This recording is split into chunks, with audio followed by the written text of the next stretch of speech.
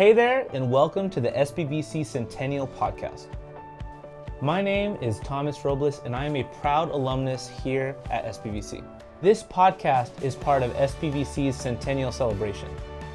Each episode, we will highlight the people that make SBVC way more than just a college. We'll talk to alumni, faculty, staff, local leaders, and community partners about how this campus opened doors, built careers, and inspired generations. Welcome to the SBVC Centennial Podcast, where we celebrate 100 years of stories here at San Bernardino Valley College. Hi there, everybody. My name is Thomas Robles, and welcome back to the SBVC Centennial Podcast. I have the honor of interviewing Dr. Susan Bangasser today. Dr. Susan Bangasser has had a huge impact on campus, and I can't wait to hear from you. Susan, how are you? I am great and very happy to be here. I have been passionate about San Bernardino Valley College for so many years. I'm glad I get to talk about it today. Absolutely. And you mentioned that your husband worked on campus too, right? Right. Before I worked on campus. So he was the team physician. And what that meant is he did all the physicals for all the athletic programs. And for the football team, he had to be at every home game. He loved sports, so he loved doing sports medicine, and it was exciting. I am wearing that used to be a ring, but it's the top part of a ring because in 1982, our football team were the state champions. So that was pretty exciting. He worked here probably, I'm guessing 78, it might have been 77, to somewhere around 1998, about 20 years. And then I came on campus somewhere around 1988 as adjunct and then full-time.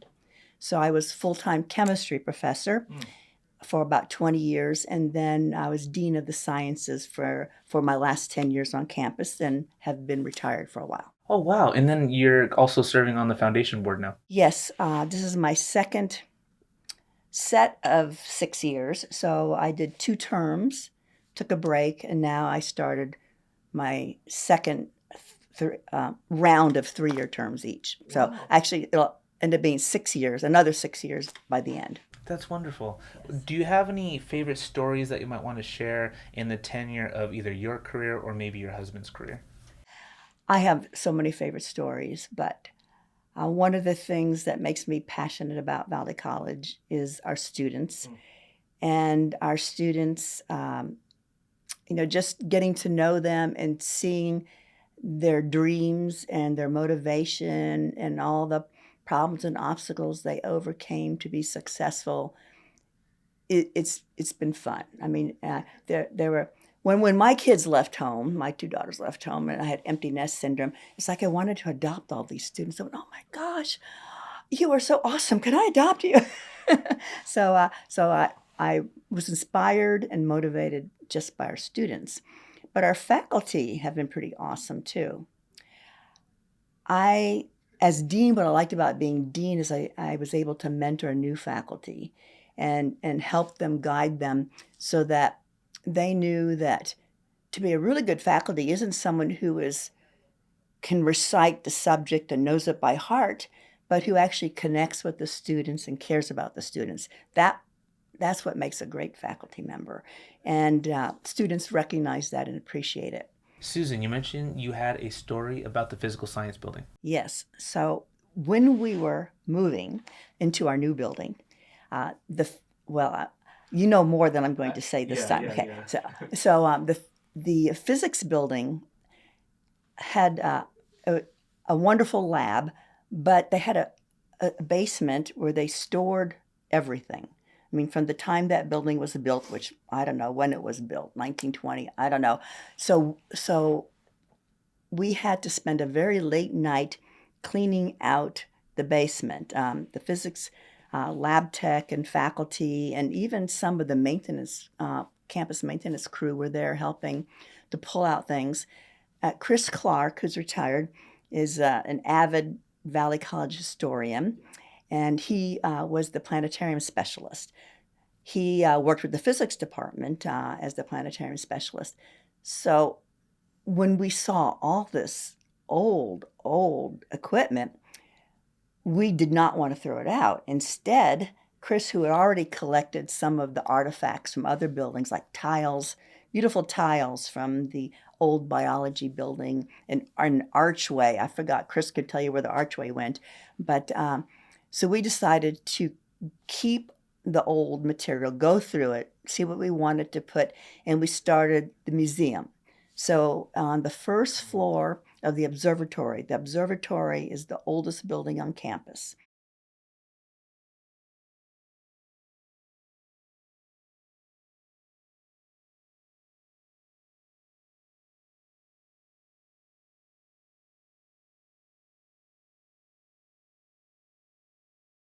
And so I think it's 1924.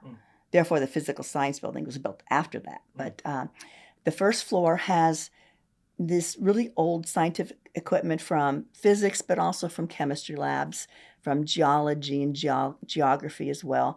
But also old furniture, the old wooden desks that were used. We have a painting of the first college president that used to be on display in the old administration building.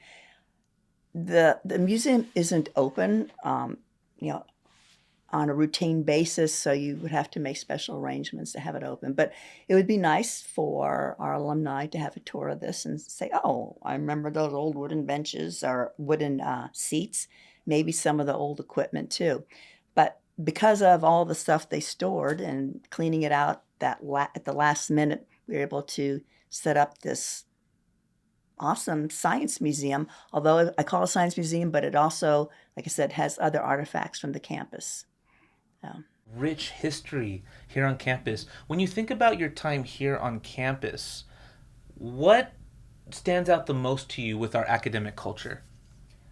What stands out most to me about our academic culture that I found that I thrived in as a faculty member and tried to cultivate as a dean is the compassion and caring of our faculty members, have them care about student success.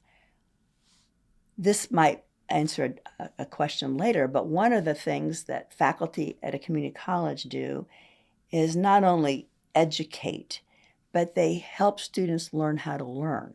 And so students who go to community college, when they transfer to a four-year institution, are very successful. The A students in my classes were A students, whether they transferred to Berkeley or UCLA or UC Riverside or Cal State San Bernardino, because we help them learn how to learn. And so what stands out is the culture of learning and helping students. And of course, our faculty are mutually inspired by our students and the fact that the students strive, work hard. I mean, some of them have family, they're juggling jobs, family, paying bills, and trying to get an education. And so we're here to help them succeed.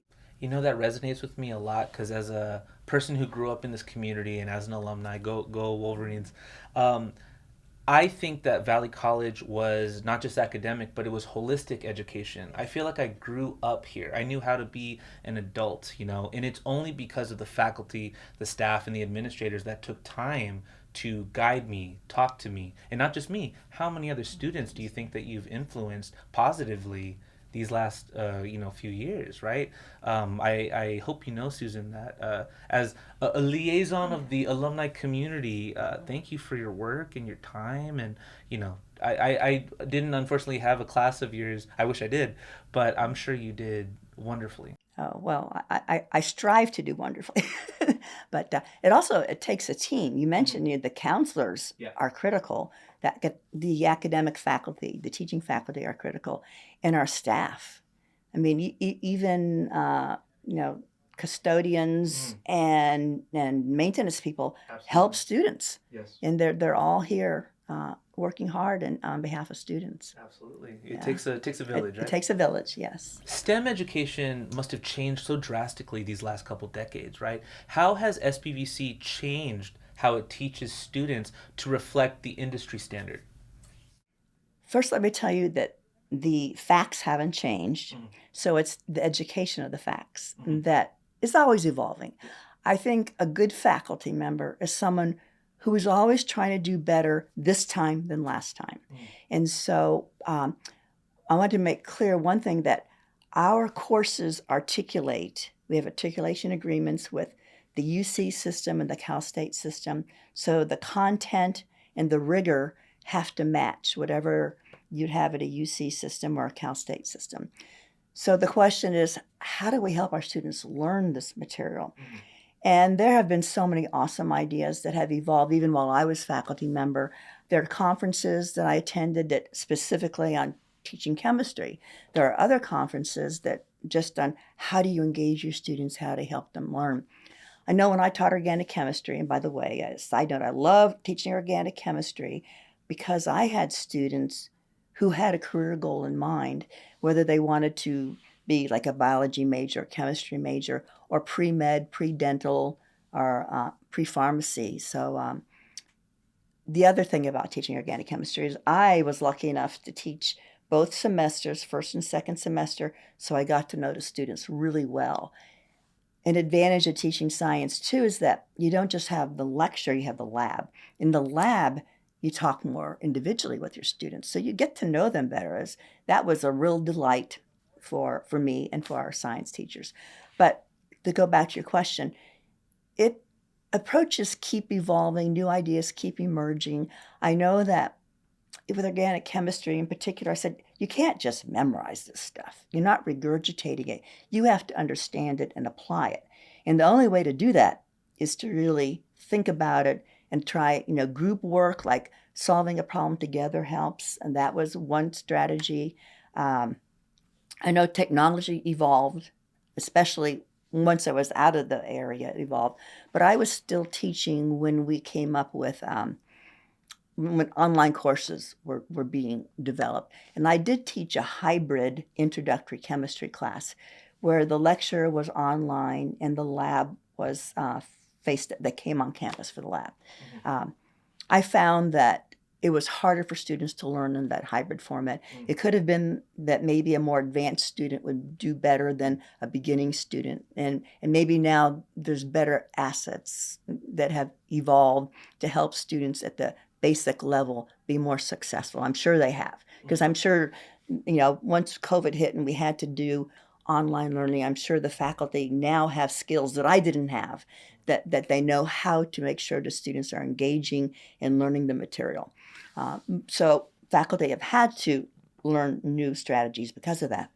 Also, technology evolved to measure things. So you're in the lab, you're doing the wet lab, but maybe there's a computer base to it where it's collecting data, and students then know how to graph the data, analyze the data, and then think about the data.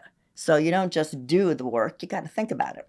And that's always the challenge for faculty. How do you get the students to think about things?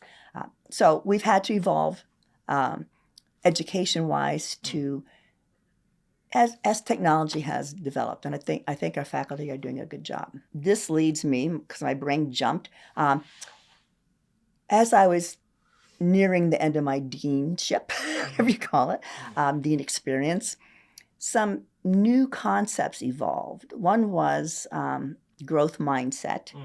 And so I was trained, and some faculty on campus were trained in growth mindset. Growth mindset is really beneficial to our students, because a student who is insecure, can I really handle this? I don't know. Everybody else is so smart, but I can't do this. How do you get them to get out of that negative thought and realize that they are capable? They may need help. And one of the quotes is, you're not there yet, but you can get there.